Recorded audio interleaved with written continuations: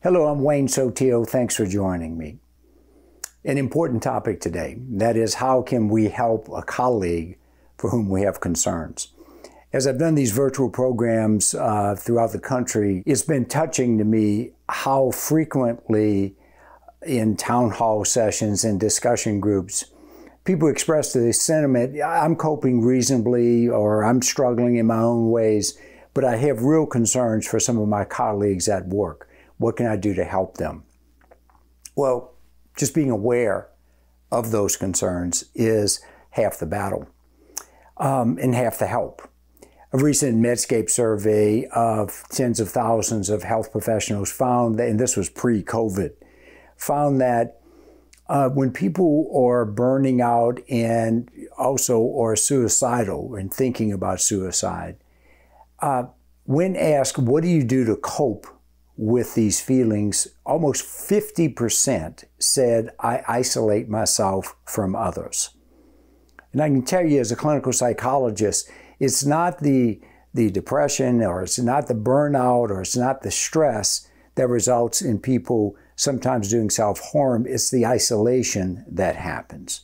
So what can we do? I don't mean to be alarmist. I don't think that everybody's suicidal.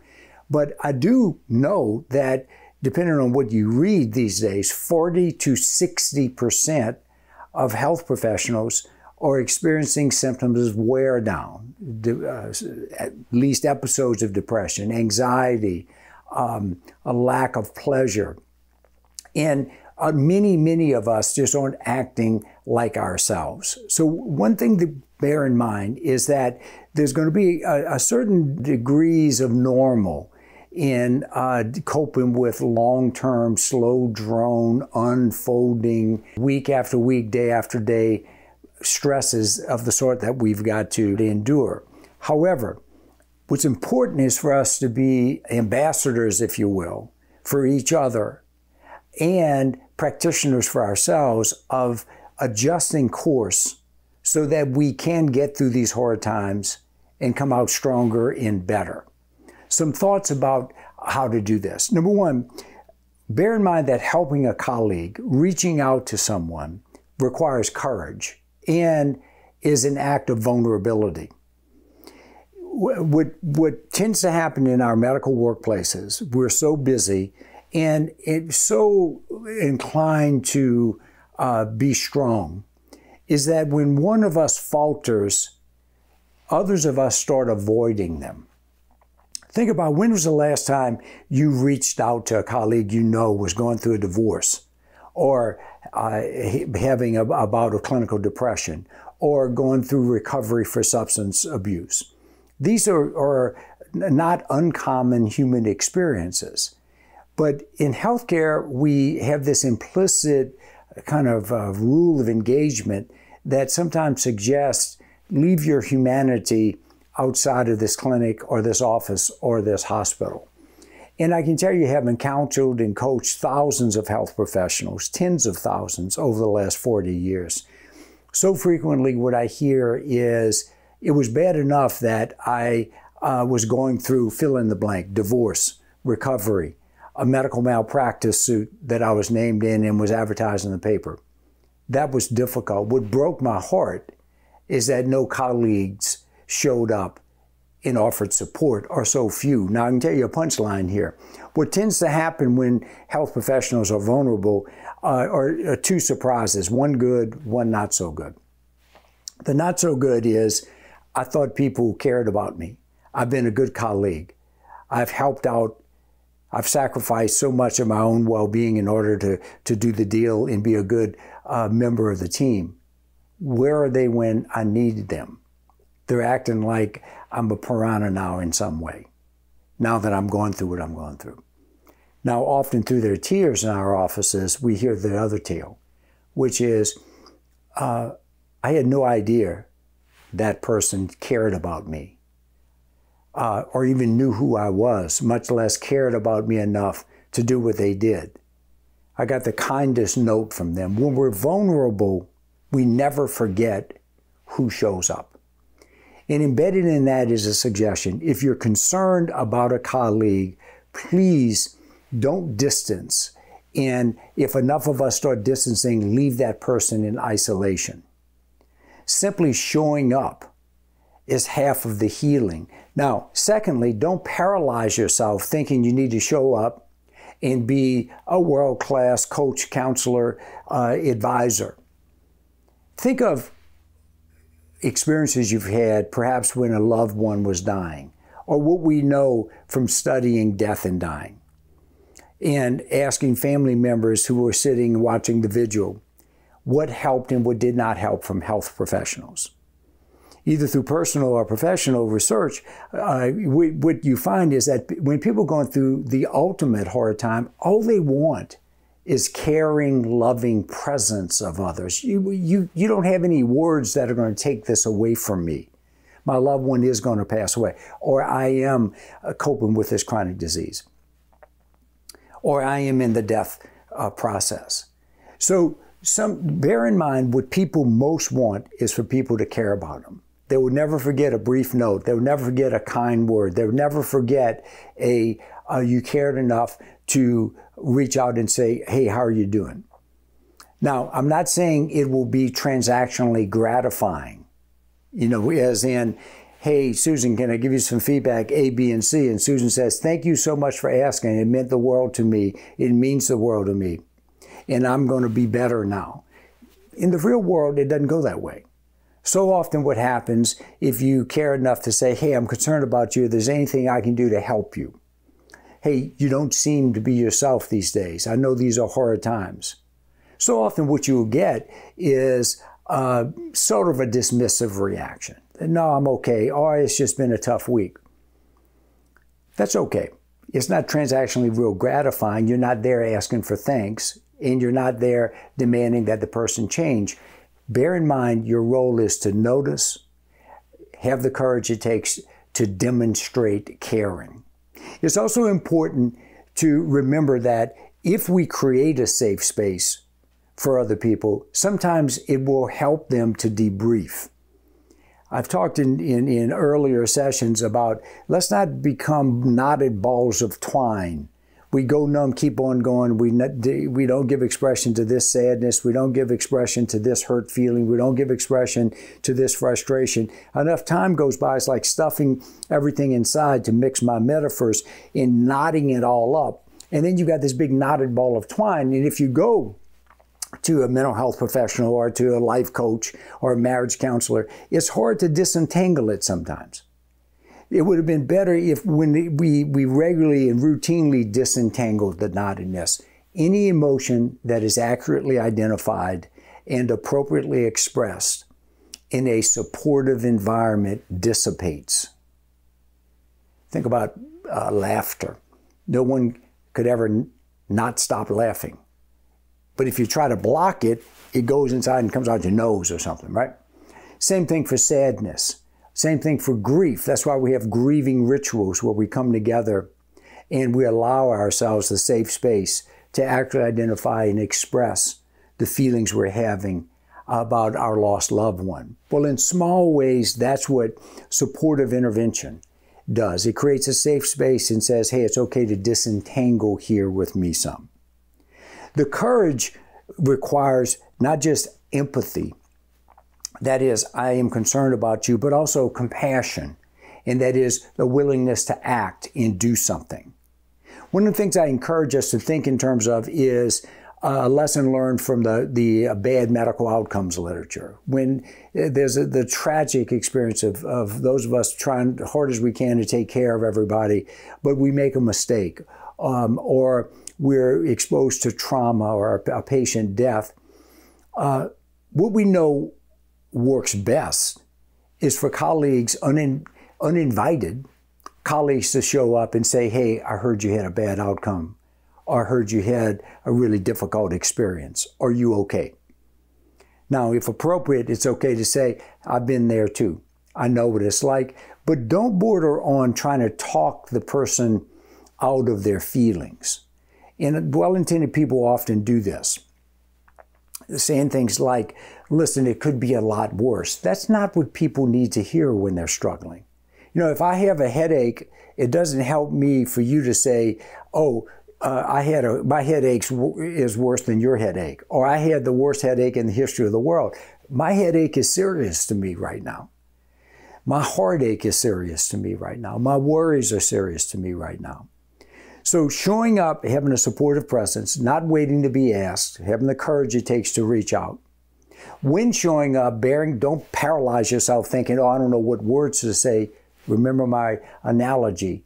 If you are being supportive of someone who is dying or a family member of someone who's dying, they don't expect you to erase what's happening.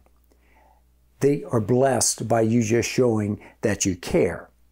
It's also appropriate to point out to someone at work that you're concerned about, listen, you're not behaving, I know you're doing the best you can, but you're not behaving the way you typically do.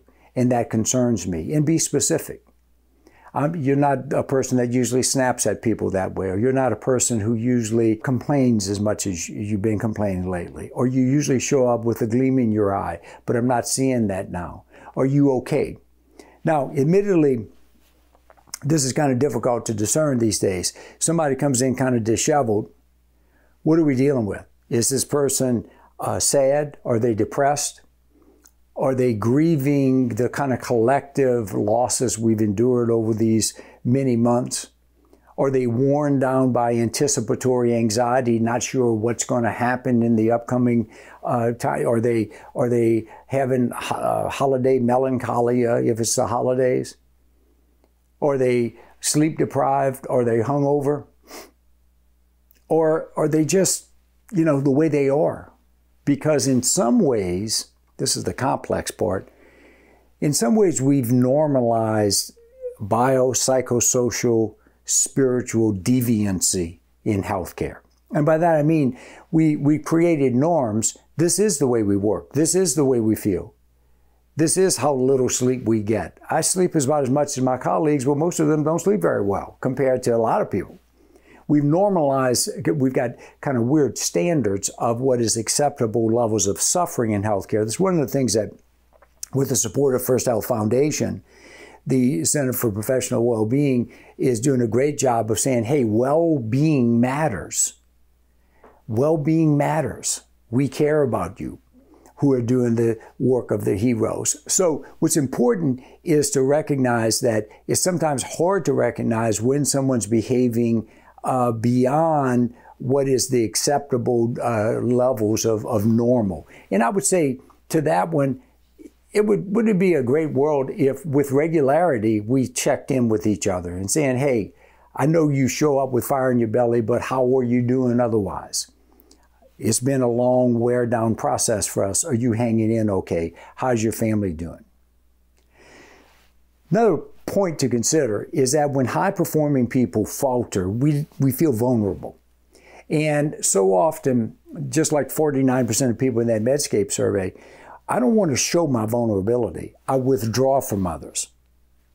And if you come and say, hey, I know you're struggling, let me connect with you, often people will withdraw from you. And sometimes mask their vulnerability with anger or indifference. It's a risk we take reaching out to others. Any of you have ever intervened, for example, with a friend or a loved one who was lost in substance abuse? The intervention is seldom a love fest. The person who's doing the substance abusing is embarrassed by the confrontation oftentimes and by their own vulnerability, and rationalizes, if not gets angry, and then withdraws. Now, if they get sober, clean and sober, they come back to thank you for having had the courage and the love and the caring to create safe space for them and look at their demons. Right now is an opportunity for us to show up for each other. And in showing up with each other, I think that we need to be authentic about expressing concern, listening, in responding respectfully. Now, some guidelines, this doesn't mean you're taking on this person as a project to help coach or counsel them. You've got to decide what the appropriate boundaries are. Simply because you show caring does not mean you've got to be best friends. Simply because you show caring does not mean you need to take on the role of informal counselor or therapist to this person. If you're seriously concerned about a person, if they're not going through a situational dip in mood or performance, but you really think they're going through clinical depression, where there's a sense of hopelessness, and they're now bouncing back from support geared with supportive interaction, they don't bounce back. The appropriate thing to say is, I'm concerned enough for you that I really am asking you to consider getting some help. And emphasize, we have great help available at First Health. We have the EAP, we've got the great people at Behavioral Health, we got the Center for Professional and Provider Wellbeing, we've got local resources. If it's appropriate, if you're willing to, say something like, I'm willing to help you get that. I'm willing to get a phone number for you if you want. Don't violate your own boundaries. The one thing I would encourage you to do, though, if you had a colleague you're concerned enough about to have this conversation, say to them, I'm going to follow up with you. This is not a one-off conversation. I care about you. Now, the caring about you could be, I care about you and I care about your family, and I know these are hard times. We're all in this together. The caring could also be related to the impact that person is having on the morale in the team. One of the most healing things we can do is have good work. Work that we are engaged in with enthusiasm. Work that we're proud of. Work that is consisting of we join hands and we create safe spaces for these vulnerable people we're taking care of. That requires that everybody show up with some fire in their belly. So it's not a benign issue that I'm concerned for you and I'm concerned for your family, but I'm also concerned for our work is an appropriate kind of a statement to make. That is so important that we work well together so that we feel good when we leave and then we have energy to cope well with what we're dealing with at home. That applies to all of us. So my concerns are for you and my concerns are for our work here. In addition to showing up and daring to be vulnerable enough to say, I notice and I care. In addition to getting your mind around, they may not respond in a way that's real gratifying, but hang in there. Usually your caring will have some effect. Bearing through maybe some irritability or embarrassment from them. In addition to keeping track of your boundaries. You're not taking them on as a lifetime best friend necessarily, and not going to be their therapist. You're going to be their supportive colleague. In addition to recommending that they get some help if you think that they need it, and perhaps facilitating, making that easier for them than harder. It's hard to have motivation to figure out where to go when you don't feel good. That's why you need to go somewhere to get some help. It's important to emphasize it's not going to be a one-time conversation. I'm going to check back with you. And then finally, even if you can empathize saying, I've been there too, there's life after this. I know it's hard to see when you're going through what you're going through. If it's appropriate for you to say this. There have been times in my life when I was despairing. There have been times in my life when I was depressed. There have been times in my life when I was so worried about my children or family members, I didn't know what to do. For whatever it's worth, put one foot in front of the other. Take responsibility for your 10% into managing how you are treating yourself, your mind, body, spiritual, in relationship health. Choices are important. Offering a vision of a desired future without being Pollyanna-ish about it is an important way to help our colleagues. Look, these are hard times. As we mentioned in an earlier broadcast, not since World War II has life been turned so upside down. These are hard times. But we've been through hard times before, and we'll go through some other hard times. We're getting through this one. Look at where we are now compared to where we were.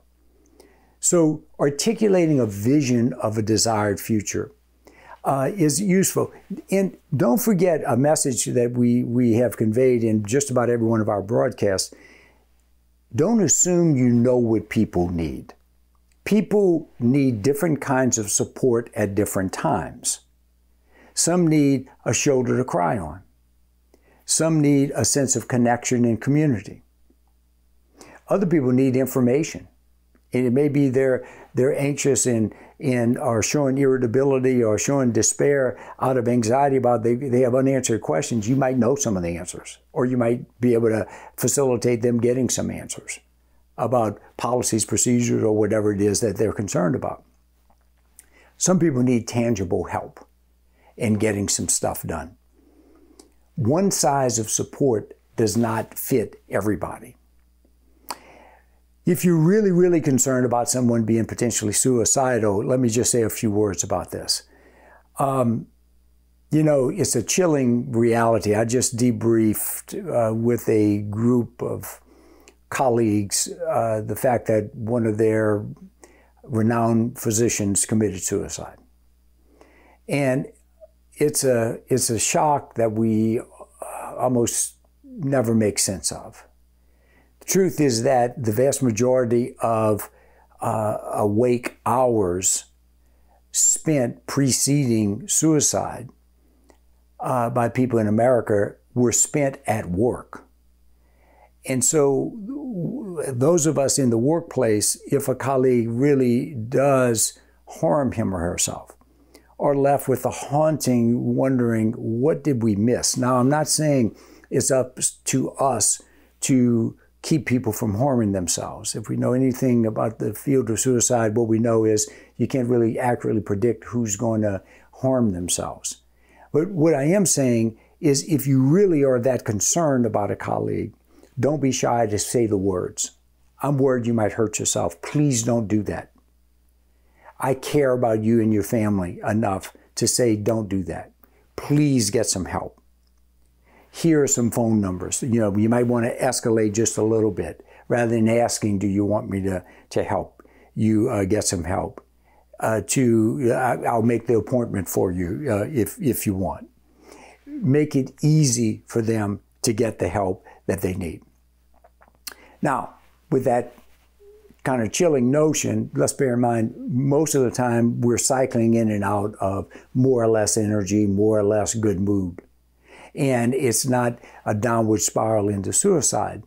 It's a slow drone grieving the loss of normal as we knew it. A slow drone wear down from the stresses that come with living in this pandemic. If your colleague is bothered by relationships with people at work, beware of triangulation. You're only doing momentary good to participate in gossip about somebody else. You should always be only one conversation away from bringing the people together. If you're going to be involved in it adaptively. Look, I'm concerned for both of you. I understand sometimes he or she may be difficult to deal with. I understand that hurts your feelings. Let's go talk with them about it. That takes courage. It takes caring. It takes some vulnerability. But you don't want to be stuck at the apex of that communication triangle. This person not getting along. This one talks to you about this one talks to you about the other one. The two of them take a nap. You're awake till next Tuesday. That's a very stressful place to be. Plus, it puts a ceiling on team development. So we can express concern without getting stuck in triangulation. These are hard times, and they are continuing real time. But life is good, even during the hard times. If we maintain at least approximations of the factors that create legs for us to stand on in terms of support, if we maintain reasonable attention to each other, to our own ways of thinking, to our own ways of managing our health behaviors, and if particularly we care enough to be safe spaces for other people. Thank you for joining us in this series. It's been a real honor to work with you all. Thank you to First Health for your support of our work. And please take care of yourselves and help each other along the way.